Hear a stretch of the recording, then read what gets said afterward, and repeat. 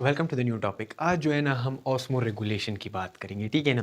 Channel को subscribe करें। मेरा नाम है बशारत अली और ये है सेकंड ईयर का टॉपिक जो हमने स्टार्ट किया था होम्योस्टेसिस के हवाले से, ठीक है ना। तो ऑस्मो रेगुलेशन हम किसे कहते हैं, ऑस्मो रेगुलेटर्स किसे कहते हैं और ऑस्मो कन्फर्मर्स किसे कहते हैं, इसके हम एग्जाम्पल्स की तरह भी बात करेंगे जो नेक्स्ट पार्ट में इसके इंक्लूडेड है। लेकिन फर्स्ट ऑफ ऑल हम इसकी डिफिनीशन की बात करेंगे कि ये ऑस्मो रेगुलेटर किस तरह से होता है, ऑस्मो रेगुलेटर है क्या चीज़, ठीक है ना।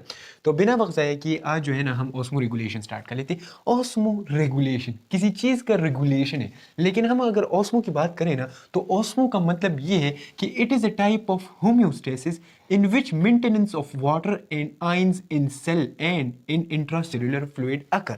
मतलब इसका ये है कि हम इसमें क्या करेंगे, एक बैलेंसिंग जो है ना उसकी बात करेंगे, ठीक है ना। तो बैलेंसिंग क्या चीज़ होती है, एक जो है ना हमारे पास वाटर बैलेंस और दूसरा जो है ना हम क्या करेंगे, जो हमारे पास है आइंस।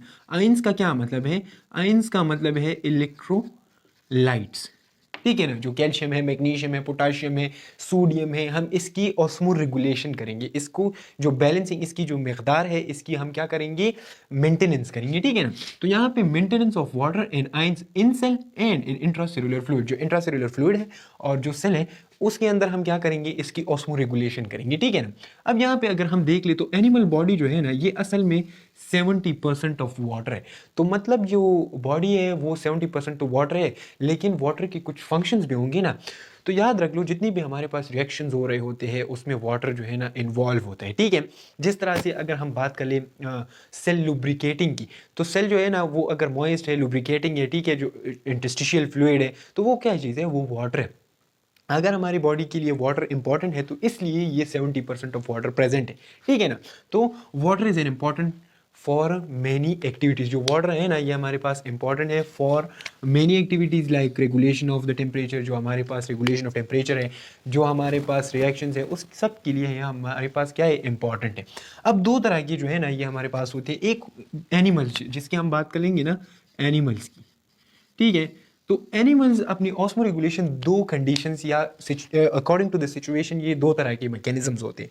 एक है ऑस्मो रेगुलेटर्स और एक जो है ना ऑस्मो कन्फर्मर्स है। ये असल में रिस्पेक्ट टू दियर कैरेक्टरिस्टिक्स है कि किस तरह के एनिमल्स में किस तरह के कैरेक्टर्स प्रेजेंट होते हैं।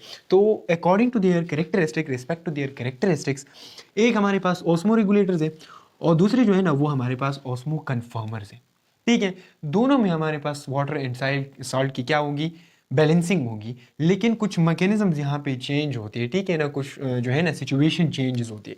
ऑस्मो रेगुलेटर की अगर हम बात करें ना, ऑस्मो रेगुलेटर्स, तो हमारे पास जो ऑल लैंड और marine vertebrates have body fluid in different solutes. अब इसका क्या मतलब है, सिंपल हमारे पास मतलब ये है कि जो लैंड है, लैंड एनिमल और जो मेरीन एनिमल्स हैं, ठीक है ना। तो इस तरह तो नहीं है कि हमारी बॉडी के अंदर जितनी वाटर है वो आउटसाइड ऑफ द इन्वायरमेंट जो है ना वो हमारे पास क्या है, सेम है। तो मतलब इसका ये है कि जितनी भी लैंड और मेरीन वर्टेब्रेट्स हैं ना, मतलब सिर्फ ये मेरीन वर्टेब्रेट्स की बात कर लो और लैंड एनिमल्स, सही है ना। तो land animals and marine vertebrates have body fluid and different solutes. मतलब इसकी बॉडी में क्या प्रेजेंट है, बॉडी फ्लूइड प्रेजेंट है और डिफरेंट कंसंट्रेशन में हमारे पास क्या है, सैल्यूट्स प्रेजेंट है। तो मतलब इसमें चेंजेस आएंगी ना, तो यहाँ पे देख लो। So they use energy to control loss and gain of water and solutes. मतलब ये हमारे पास जब लॉस ऑफ वाटर होगा या लॉस ऑफ सैल्यूट्स या गेन ऑफ सैल्यूट और वाटर होगा ना, तो उसमें हमारे पास क्या यूज होगा, एनर्जी यूज होता है, ठीक है। तो जिस टाइप ऑफ ऑस्मो रेगुलेशन में हमारे पास एनर्जी यूज हो और उसमें loss and gain of water of solute हो, उस एनिमल्स को हम क्या करेंगे, कहेंगे कि ये किस तरह के एनिमल्स हैं, ये ऑस्मो रेगुलेटर्स हैं, ठीक है ना। मैं रिपीट कर देता हूँ, वो एनिमल्स जिसमें loss of water and solutes हो and gain of water and solutes हो और उसमें एनर्जी यूज हो, तो उन एनिमल्स को हम क्या कहेंगे कि ये एनिमल्स हमारे पास क्या है, ऑस्मो रेगुलेटर्स हैं। So these animals are called osmoregulators. Clear हो गया। अब ऑस्मो कन्फर्मर्स की बात कर लें। अब कुछ इस तरह के एनिमल्स हैं ना जो हमारे पास, एक बात याद रख लो, अगर लैंड एनिमल्स हैं, अगर एक्वेटिक लाइफ है, अगर मेरीन लाइफ है, या हमारे पास जो ऑस्मो कन्फर्मर्स है, कोई भी जो इन्वायरमेंट है वो वाटर के अलावा, वाटर के बगैर सरवाइव नहीं कर सकता।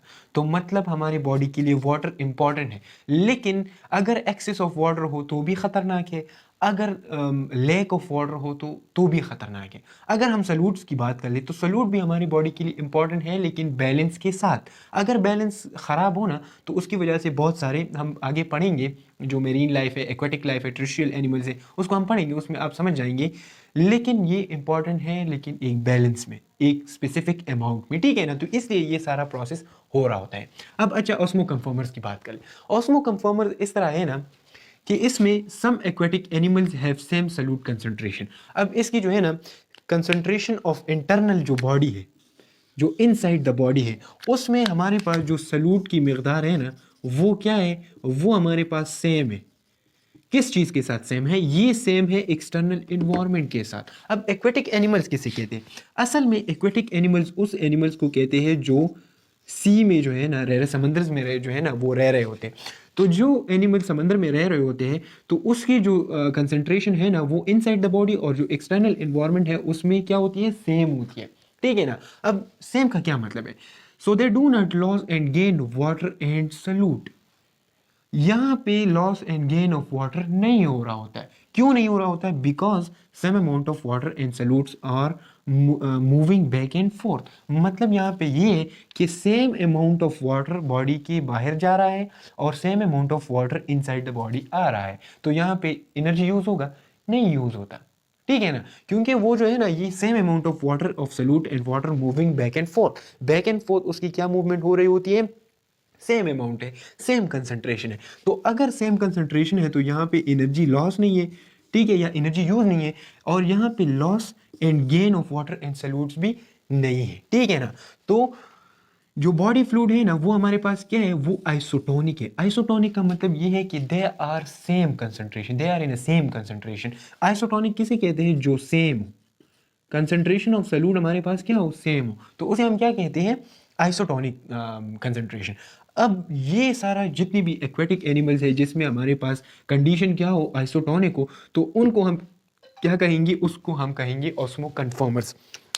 इसका खुलासा ये है कि ऑस्मो रेगुलेशन साल्ट और वाटर की आयन की कंसंट्रेशन की क्या है, बैलेंसिंग है। उसमें एक ऑस्मो रेगुलेटर है जिसमें मेरीन लाइफ है और लैंड एनिमल्स है, जो loss of water in salutes करते हैं और उसमें इस्तेमाल क्या करते हैं, एनर्जी इस्तेमाल करते हैं। और दूसरा ऑस्मो कन्फर्मर्स है जिसमें एक्वेटिक लाइफ है, उसकी जो सल्यूट कंसंट्रेशन है इनसाइड द बॉडी सेम है विद द एक्सटर्नल एनवायरनमेंट, ठीक है। तो इसमें do not loss and gain of water and salutes, कोई गेन एंड लॉस नहीं हो रहा होता। तो गेन एंड लॉस नहीं हो रहा होता तो मतलब इसका ये है कि same amount of water going inside and same amount of water going outside, सही है ना।